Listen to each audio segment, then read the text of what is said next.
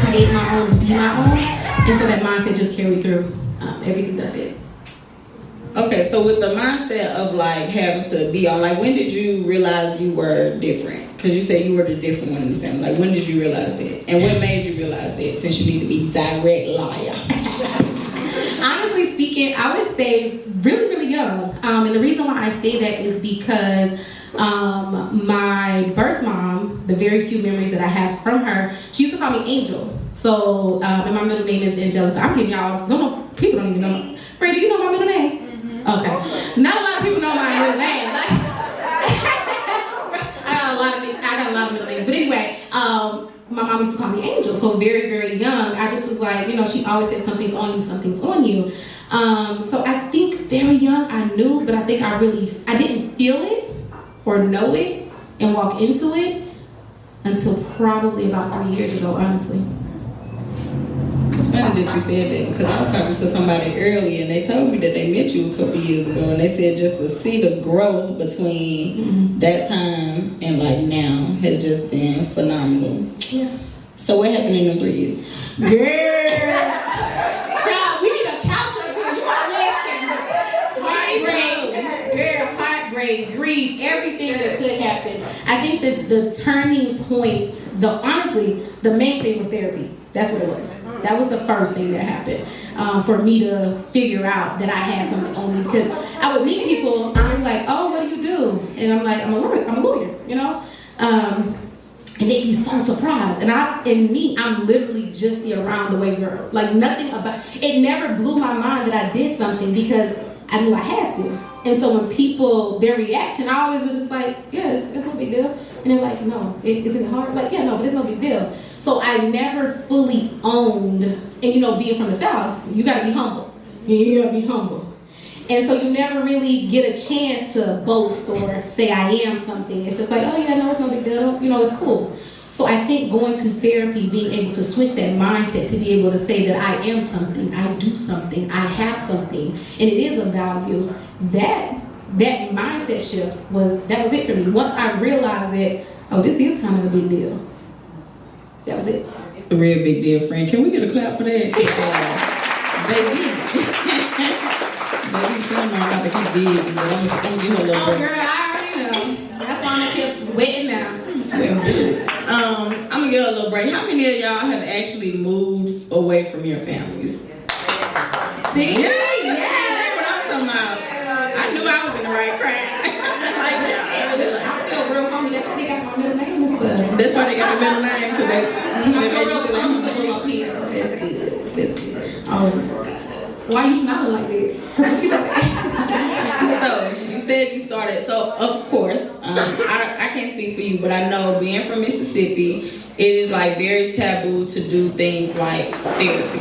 Like when you talk about therapy, like folks be looking at you like you crazy, like you delusional, like you too sensitive, you a whole bunch of other things. So I want to know, like, what was it that made you feel like, first of all, did you have that stigma on you, like where you felt like therapy was something that you shouldn't do, and then whether you did or not, like what made you decide to go ahead and get therapy?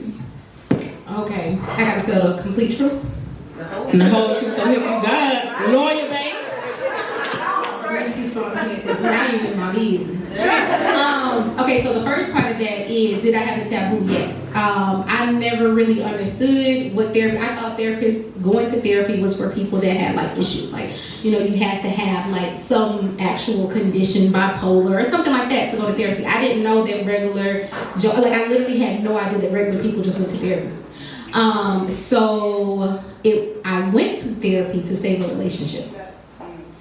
It was not for my own gain. Literally, I went to save a relationship, but I ended up saving myself. Can we just? Because raise your hand if you did something for somebody else thinking that it was gonna save y'all, but it ended up helping you out. You see what I'm saying? It's called a sovereign setup. Okay. I'm looking at a people. I'm staring at a people in the audience. Now she said, I gotta be honest. Y'all gotta be honest. Yeah, I gotta be honest. All right, so alright, so I'm just skip around a little bit. I'm skip around and we're gonna ask the audience some questions. So, with this relationship, what was it about the relationship that made you feel like you needed the therapy? And then during the therapy process, what made you realize it was actually for you? Because God got a way of like sending stuff around to make us like, to force us into situations so we can actually figure out what it is we need to do. God, the universe, I use all that as a system, y'all, spiritual. I'm very spiritual, so just so y'all know. So if I use God, universe, I'm talking about all of it. Okay. Right. So you made me, okay, yeah, no. Why did the thing, what the thing did. So I had to play it back. No. So I said I was adopted. So it really was the fear of abandonment. That's what it was. It was like, you need to do this thing or I'm leaving. Like, you need to do this thing to fix us, right? So I'm like, okay, I have the fear of abandonment, right? My mom left, so it's a thing. So I'm like, oh no, I gotta do this. Like, I have to do this thing. So in therapy, I was healing. But the problem was my partner wasn't in therapy. So I'm finding that I'm healing, and as I'm healing, the thing that I once was attached to, the thing that I was attached to, I started to detach from the thing that I thought that I was healing for. Amen. So that's how when I got into it, and then that relationship ended. So I had been in therapy a year and a half, maybe 2 years, and then the relationship ended. And I was like, what to do? This was an 11-year relationship, so it was a long relationship. Okay. And so when it ended, I was just like, what do I do, right? And I found myself, had I not been in therapy, I do not think I would have made it. I hit depression hard. I'm talking about, I wasn't watching, y'all, I'm just be real. It was like bad. Friend, no, I called her crying probably every day. I was like, I don't know what to do. And she was like, I got the firm. I didn't know what to do, right? But it was for therapy, and I just dug deep into mental health, right? I feel like sometimes when we go through things, we sometimes do that comfort thing that people do when they go through things. It's the food, it's the alcohol. I detached from everything. I went on a detox. I wasn't eating solid foods. I said, I'm going to heal me from the inside out. So I threw money at my problem, but in a good way. I got a mindset coach, and I got more therapy. And I was like, I'm going to heal from this. And so it was at that moment that I was like, I never started. I thought I was starting for this, but God already knew that these things were coming. The therapy was my provision to save me. I'm glad he saved you, girl. I love me some you. Me too, girl. Do we have any questions from the audience? Because there was a lot. I feel like she just laid a lot on us, and I'm sure that there's some people that can relate in the audience. So don't be afraid to be vulnerable, to ask any questions. We really want this to be a community, but that's my Puerto Rican queen right there. Come on, boo. What's your question? So I wanted to go back on touching bases, like you having such a strong career as being a lawyer and also you being a woman. Personally, I struggle a lot with like maintaining my power when I'm in a workplace because I know I'm capable, but I struggle so much with that feeling infuriated by males. And so from someone that's so in such a strong position, and obviously you're doing a great job, as a woman, like how do you deal with it? Have you had issues with that? Like people trying to downplay you because you are a woman in that field? What would be some advice to like keep pushing when you have to deal with that certain energy? Yeah. I'm gonna tell you something offline, but not live, but they recorded me and they got me on camera. I'm gonna talk to you after. But for the cameras, the first thing that I will say, the answer is yes, I have dealt with it, and I'm gonna tell you how I dealt with it. I left, right? Because what you're not gonna do is play in my face when I know my greatness. Okay. So the first thing in that sentence that I just said, I knew my greatness. So the first thing you have to do, and I recommend therapy. I don't care what anybody says, it's for everybody, right? Everybody has some type of trauma. So the first thing I'm going to say is the advice that I have to give you is you got to know your self-worth before you walk out that door. Because this world is going to try to tell you who you are, how to be, and that you're not good enough because you are a woman. I can do anything I put my mind to. And there's no one that can take that from me because when I say I'm confident, I am so confident in who I am. Like, you can't take it from me. right? So the thing that you have to do as a woman, as any individual, is that before you leave out that door, you have to set yourself up. I go into setting myself up for 3 hours before I leave my house. 3 hours, right? I have to be to work at 9 a.m. I am up, making sure that I'm meditating, making sure that I'm praying, making sure that my armor is set, because the world is going to tell, they're going to try. You're not good enough. I've heard that so many times. You'll never be. When I was an assistant attorney general before I opened my own law firm. That title alone holds power. When I said I was leaving, they was like, why are you going to do that? Because I know I can make it on my own. Right? And I did that. Right? So it's just about knowing your self-worth and letting no one tell you. Don't let anybody write your story. Never let someone take your pen out of your hand. This is your story to write. And that's it. That's all.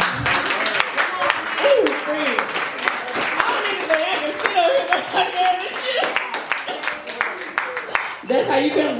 That's how you come on the first episode of the podcast. I felt that too. Y'all felt that. Did y'all feel that? We had a moment. Look, that's so quiet, girl. You left them.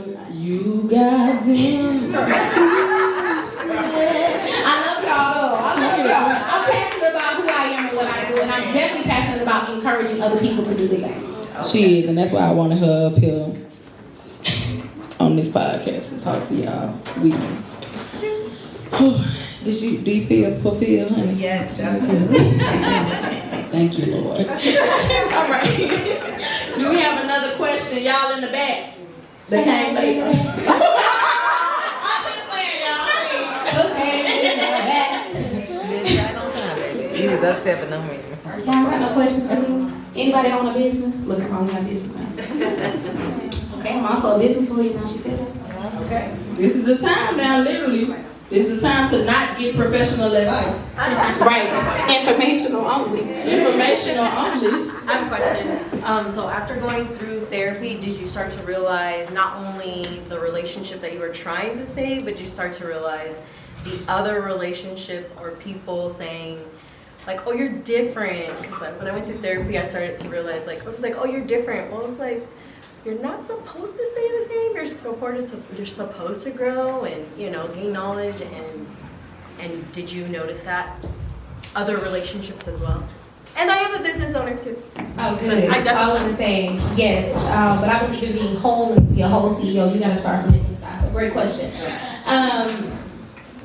Well, yeah, it did, but it was the reverse for me. So my friends will tell you this that I had with any woman. It was always women. I always wondered about why I can't get along with y'all. Is it me? Because I think it might be me, right? And so what I realized is that it all went back to that one woman that left me.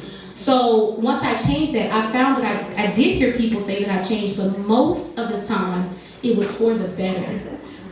Business relationships that I was in, they were like, why are you so nice? And I'm like, I don't know. I think I see the world just differently now. And I did have the few people that I had to cut some relationships, right? I had to cut some friendships. I had to cut a friendship. We was friends probably 15 years. And through my healing, I realized I was holding this alone. So through some healing, I did realize that I had to let some things go, some business things, and some friendships go. But yeah.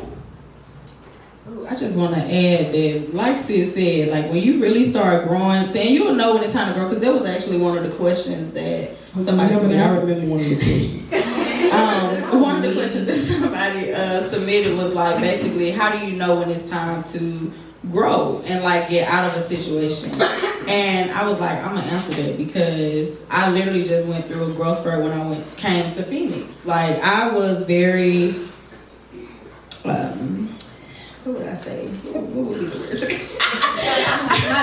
I was real spicy and not necessarily in a good way. I like spicy. That's my boy right there. Dun, dun. That's my boy. But I was very spicy and I did not like people. And I know y'all probably like, what? Like, you know, you give this really good vibe, this really good energy. I could do that. But I swear to God, I would not want to talk to y'all like outside of this. Like it was just something about people that I did not trust. And I didn't really trust friends for real. I didn't really trust anybody. And honestly, two things have really changed my life. And honestly, we wouldn't be friends if it hadn't been for those things. One is joining my sorority. I hated women. Ooh, wait. Y'all was so messy and just not messy. That was like messy, and I felt like, you know, when I was younger, like I was always thick, you know, like even before I became sexually active, I was always a very plump, you know, voluptuous woman. Voluptuous. I said voluptuous. Voluptuous. Thank you, that's my friend, see? And women just always like talk crap about me, so I never really trusted friendships with women, because it was like you were always in my face being nice, but then you would go behind my back and like talk about me, and I'd be ready to fight. I don't like fighting though, because I'm really sensitive. I have a Mercury Pisces, so you know I be wanting to cry. I be wanting to cry when I really get upset with people, for real, but I really be wanting to fight y'all, because that area is real strong. Real strong. But it just makes me, you know, I would say that joining my sorority, number one, and then coming out here to Phoenix and meeting people like my friends, I'm about to call their names, Katrina, Christine, Lee, Alma, Dum Dum, Rachel. Just in case y'all didn't know. I know I said Salisha, but I just needed them to know. I just need it on the record that she's talking about me. Okay? Alma probably about to cry over there. But it took me getting friends like that, because even when I really started hanging out with them, like they'll tell you I was so standoffish towards them. They gave me a gift and I was like, what's wrong with y'all? Like, why are you giving me this? Like, why are you trying to be my friend? And it was really because I was going through some stuff, and they really helped me get my spiritual practice back together. My sorority sisters, they just love me endlessly, y'all. I see my girls over there. Shout out to the SG Brothers. I'm gonna get her a shout out later. Let me go and show my friend sorority out. Alpha Kappa Alpha Sorority Incorporated. Okay. I love y'all too. But shout out to my sorors of Sigma Gamma Rho Sorority Incorporated. Y'all really held it down for me in so many ways that I just really could not do without y'all. And my advisor, but I'm talking about my lab security. Get off, bitch. Who's security? Get off. We're done here. But I talk about my advising and stuff in my lab and how that saved my life a little bit later on. But yeah, I just want to say that coming out here, and you'll know it's time to grow, because you will move on, and it'll be very uncomfortable for you to stay in the same position. It'll be very uncomfortable when you talk to them people that you know you're not supposed to be talking to. Because literally, if you say something to them, if they text you, somebody ever text y'all and y'all be like, you instantly got an attitude. You don't even know why you got an attitude. They could have said good morning, beautiful, and you like, oh my God, why they always ain't even no beautiful morning. Right, ain't no beautiful morning. Look, the sun's shining bright, but there ain't no beautiful morning. It's raining outside. Right. It's because you're trying to grow out of that situation, but your physical body is being stubborn and you want to stay in it. And that's God trying to tell you, like, it's really, really, really time to grow. It's really time to get out of that situation. If you feel uncomfortable, if you feel like every time you get around that person, like, your spirit is just not settled, it's not calm, you need to go. It's done. It's up and it's stuck, okay? So be done with it. All right. What time? I don't know, because we just vibing. Okay. I waited. Ain't there not? Oh, we get doing good. Oh. Cause we're like, we're doing good because we talk. She's so much. Do not play me on my listen. Y'all, my friend be in bed by 9 o'clock, and she treat me like booty bread. I just want to tell y'all, she always be having me on Do Not Disturb. You tell that I don't feel bad now, because no, it's only two people that get through on that phone, and one of them is my mama. But listen, who the? You already know, friend. Anyway, to that point, I am very strict about my routine. My routine is what has saved me, honestly. Without routine, you have nothing. Just like we have to train our bodies if we're running a marathon. You have to train your mind. Trust and believe. Getting up at 5 a.m. Nobody's like, oh my gosh, yes, let's get up at 5 a.m. No, I don't want to do it. But sometimes we have to understand that to get to a place in life where we want to be, we have to get out of our feelings. Feelings are fleeting. Sometimes we can't even trust them because we yet have not been able to trust ourselves. So we have to get to a place where we understand that we have to put mechanisms in place to save us, right? So for me, it's my routine. 5 a.m. is what it is. I hate getting up at 5 a.m., right? But every night before I go to sleep, I say, I am a steward of my time. I will get up at 5 a.m. I will not snooze my alarm. Like, I literally affirm and manifest what I will do. So I do love you, friend. I'm booty bridge. But that bedtime is real. But I do appreciate her being on here because literally she'll be in the bed by 9 o'clock. And she said she's staying to the end, y'all. Can y'all believe it? You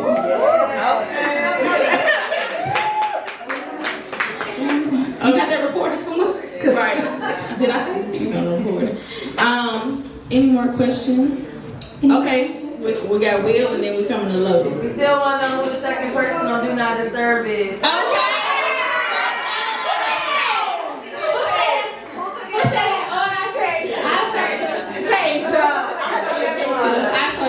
Show the picture online. You said you was going to be honest. This is an authentic podcast. We're going to be vulnerable here. But you know, I'm proud of my friend though, because she even acknowledged this second person now, because I know, you know. Okay, now. I'm just saying I'm proud of my friend because I know that she cares about this person. I do. Look at the blessing. My friend deserves love, y'all. Clap. We deserve love.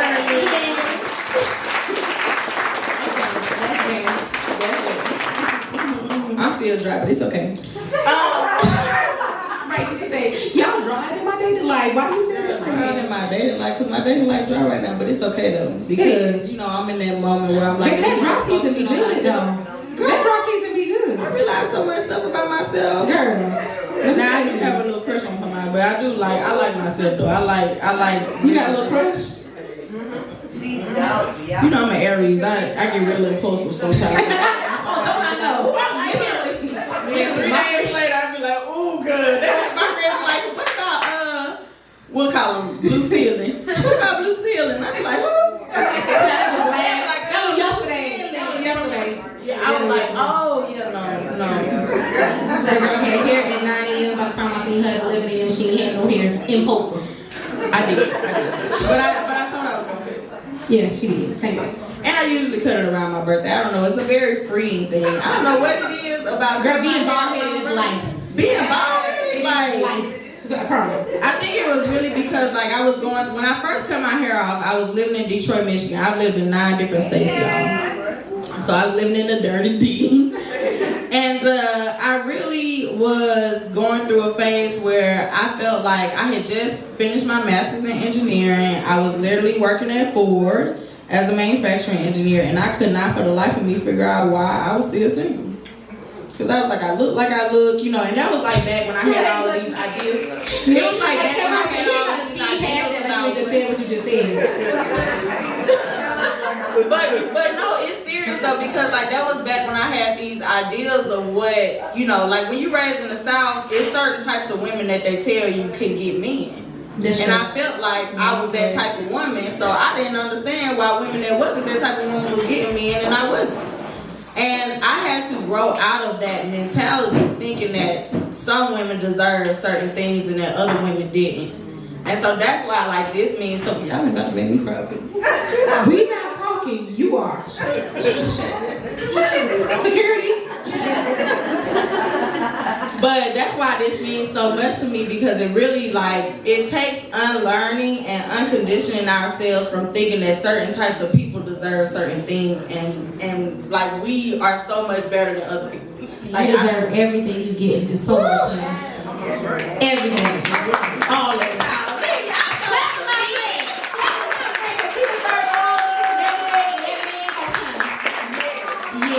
But back then though, I thought like, oh, like I had hair. So, you know, like my hair was like right here. It was thick, it was like real fine. You know what, back when we used to say it was that good hair. I can't stand that phrase now because all hair is good hair. Like, stop saying that. If you still saying that, don't say that.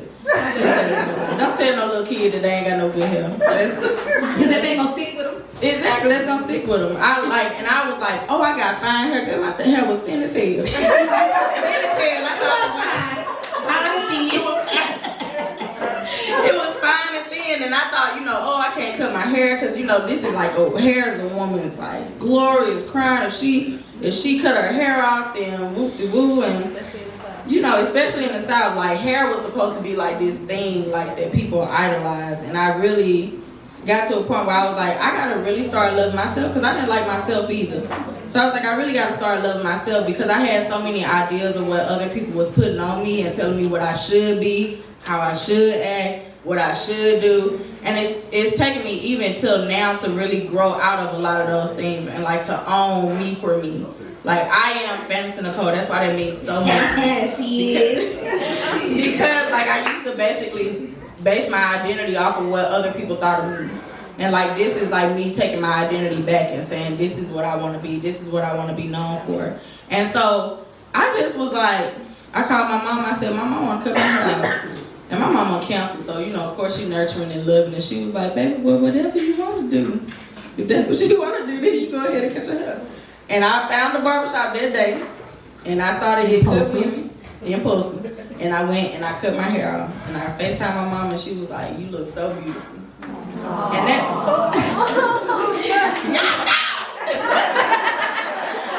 but yeah, so it just meant, it really, really meant a lot to me. And so now cutting my hair, that's my staple thing. Like that's when I'm like, I'm starting to really base my identity off of other people again. Like let me go and, cause this is me. And I love the reaction I get when people see it because like one of my sorors, she better her name Bree. But Bree thought me cut my hair, she said, oh, okay, fantasy bag. And I was like, yo, I'm back. I love it. I'm back, all right. We have any more questions? We got time for one more question, then I'm gonna give y'all a little intermission so y'all can get some. Oh, that's right, I'm so sorry, baby. That's for gorgeous. It was the answer for me. So, y'all touched on mental health and self-care practices. As for both of you, as business owners, how does your mental health and your self-care factor into how you run your business? So how does it, you have to have a good work-life balance even as a CEO, even more so as a CEO because like people who work 9 to 5s, typically, not always, but typically they can leave their job there when they get off work, right? It's like, hey, this y'all business, y'all figure it out. But when you're the CEO of a company, you gotta figure it out because you sign the checks. So it is literally, as you know, being the whole CEO, right? And so what that means is that my mindset, my internal, my external, everything has to be in alignment. And alignment is really important in being a CEO. So your routine, your mental health. I can't lead a company if I can't lead myself. If I can't lead my home, right? Like you have to have everything in alignment. Like I tell people all the time, it's like when I work with them is I don't know what's going on. I can't focus. Clean your closet, clean your room. It's real simple things that we do. Don't do that. And I ain't gonna get on you up in here. But that struck a nerve. But it's literally when you deal with entrepreneurs or even just high-strung people in general, they're like, oh, my anxiety is so high, or oh, I can't focus, or oh, I can't this. It comes down to really the little very things that we're not thinking. You think the dishes in the sink, oh, the dishes are just in the sink.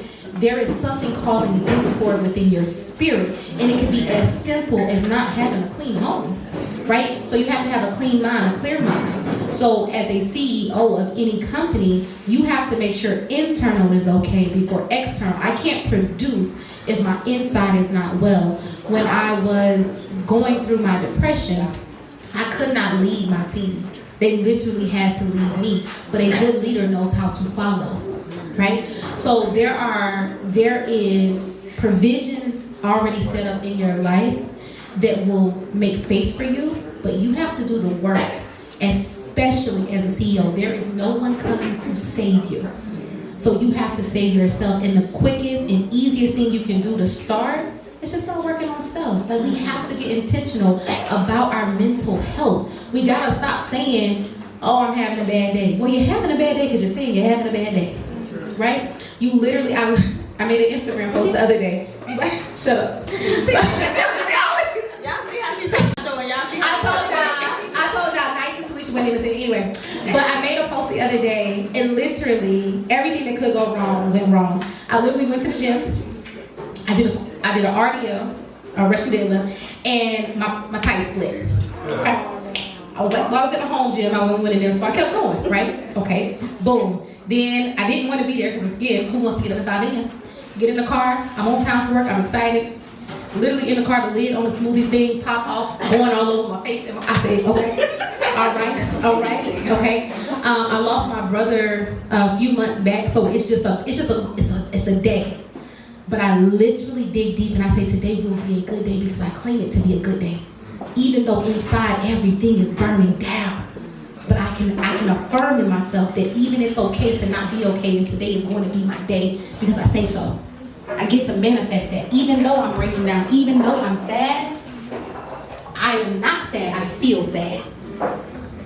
So today is a good day. So it's all about starting your day. Literally, before you leave your home, I am who I am because I say I am.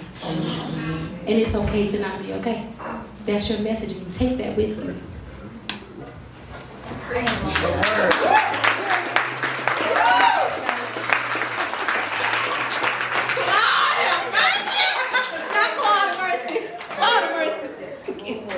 I don't even want to go after that. Did you see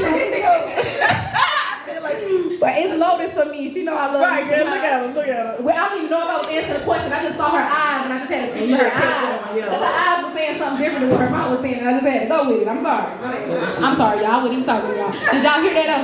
Okay. I'm sorry. We had a moment. We was in a vortex. I saw it. I was like, She had needed she something. was pulling tears out of Lotus. I know. I can see her asking that question. That was a very, because you know when you're in a group, sometimes you can't ask the question that you need to ask. And as I'm looking in her eyes, I see her eyes are telling me she needs something different. So I don't even know if I answered the question, but I think she got what she needed. I don't know. Yeah, I feel like you got what you You got what you needed, Lotus. Okay. I love you. Okay. All right. What's our time? What we get, y'all? Because 8:52. 8:52. Oh, it's 8:52. Okay. 52. What y'all think? Y'all think y'all need a break? Yeah, she just can't act right. Okay, sorry. All right, so we heard that mindset is important. Mindset is important. Absolutely important. Mm-hmm. She talked about me in my closet. Clean She your subtweeted me in my closet. I don't appreciate that because everybody know my closet look like a tornado. So I feel like she was subtweeting me. But it's okay though, because I loved it. I love when my friends tell me about it, so it's okay. I wasn't even talking. Y'all saw how she looked at me out the corner of her eye. Look at the chair up there. Who said that? What? Michelle, you know what? We're not giving your raffle away no more because I'm tired. I'm just fine. They need it. The ladies need it. We have one. Okay. Can we kind of keep the chatter down over to the side because I hear y'all. I don't know if we can hear y'all. Thank you. That's my niece. How y'all doing? I appreciate y'all putting this together for real. This is beautiful. She's amazing. Straight up. My question is, as a business owner, I own Alkaline Activated. I'm not really familiar with everything when it comes to all of the legal necessities for my business. I got my trademark, I got my business account, things like that. But what are some things that, can y'all hear me? The mic. He was good without the mic. Y'all good? Did y'all hear me? Yeah. Okay, yeah. So what are some things that other entrepreneurs might not realize, like some things that are part of your skill set that really benefit small businesses and even large corporate businesses that are skilled?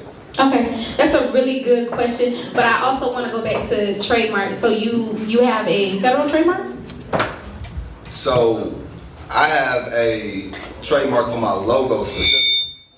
Get away from that mic. It's not nice. Because now we talk about something that I really like talking about. I'm excited. I'm sorry. I'm sorry. Y'all know I love legal now. So you got it for your logo, and I'm saying, is it on a federal level or a state level? For a state level, but I'm looking to go federal, which is... Mark, stop. She's a federal trademark attorney. Stop, Mark. Great question. So I'm good. I wanted to verify that before I answer the question. So what are some things that entrepreneurs could be doing to kind of like Like make sure they legal. Make sure they legal and legit. Okay, so I'm gonna give you a quick little checklist. All right, boom. First of all, make sure that entity is right. Oh, back it on up. Anything that I'm about to say is informational only. This is not legal advice. Okay. All right, boom. Back to the list. So first thing you want to make sure is that entity is straight, right? So whatever it is, LLC, corporation, make sure you have that. Boom. Once we have that, we want to make sure we have our free EIN number. Once we have that, we take it and we open up a bank account. Once we have a bank account, we want to make sure that we have business insurance. A lot of entrepreneurs skip this. Ooh, back up. But before we have that entity, right, that LLC or whatever it is, we want to make sure that we have a business plan. We all skip that part. I don't know why. But you want to make sure you have a business plan. Why? Because when you want capital for that business that you're starting, there is a lot of free money out here that no one is applying for. They require a business plan, right? That's the main reason for it. And also, it's also a good outline of what you're going to do with that business. Boom. So back down to the business insurance. We have business insurance, so we're set up. Then we want to make sure that everything we have is legally protected. So now we get into the legal nitty-gritty. We want to make sure we have contracts for everything we do. If you are a service or a product-based business, you need a contract. Product-based business, you need an invoice contract, right?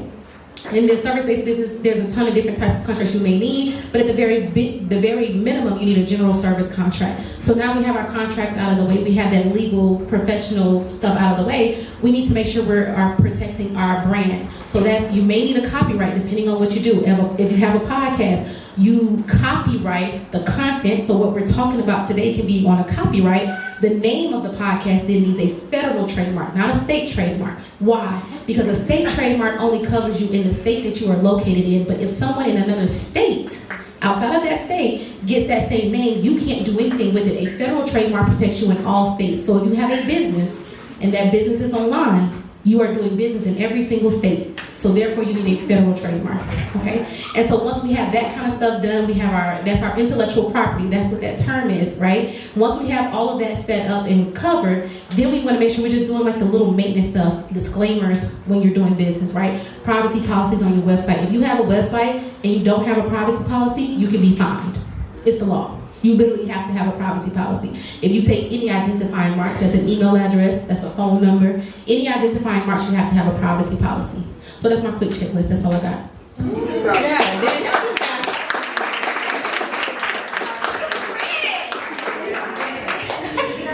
My friend just gave y'all all the information for free. Do you hear me? For free 99. I hope y'all was recording, taking note. My friend about to go viral for this. Yeah, plans about to go viral for this information. Okay. All right, well, just so y'all know, she has a conference. I'm gonna let her tell y'all about all of her businesses, but she has a conference called the Whole CEO Conference, where I met a lot of Who's at the Whole CEO Conference? Yeah, I see y'all. Okay. She hosts it every year, and I promise you, it is something that you do not want to miss. Like me going to her conference last year, literally, I was not even thinking about branding myself in no type of way. I knew I was like a brand, but I wasn't like trying to make it a legit thing. I was just like, I just want to live my life. And she invited me to that conference, and look where we at today. Like, and this is my first event. Like, literally. That's called growth.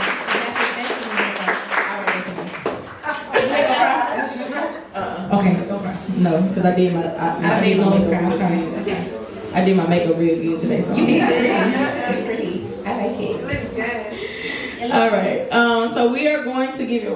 I don't know what time it is, but we're going to give y'all about It's 8:59. 8:59. Okay, good. Yeah, we'll give you about 5 minutes, 5 to 10 minutes. Please go over there, get you some food, get you drink. Y'all make sure y'all get this food because my friend be putting she don't really put her foot in it because I know how y'all feel. Like that's a southern term. No, she but put her she foot really in be like putting her foot in it. That mean that the food's gonna be real good. So if it's gone, then you're gonna be looking sick, okay? Cause like, and she got different options. She got different stuff you can have.